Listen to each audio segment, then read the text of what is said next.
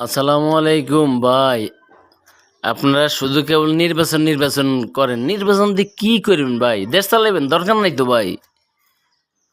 ইউনূসের মতো একজন ভালো মানুষ আপনারা কখনো কোনোদিন আয় পাইবেন না। আসমানের নিচে জমির উপরে কিয়ামত আজ যে কতদিন সামনে আছে, আজ যে কতদিন গেছে, ওনার মতো একজন ভালো মানুষ পাইবেন না ভাই। ৮৬ বছর ওনার বয়স চলে।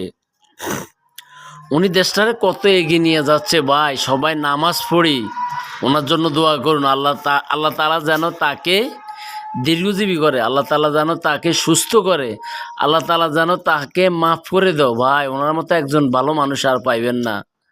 হয়তো ইসলামী রাষ্ট্র কায়েম হবে যখন, তখন হয়তো উনি ইস্তফা দিবে, ইসলামী হুকুম হাকম চালু করবেন ওলামাগণ, ঠিক আছে।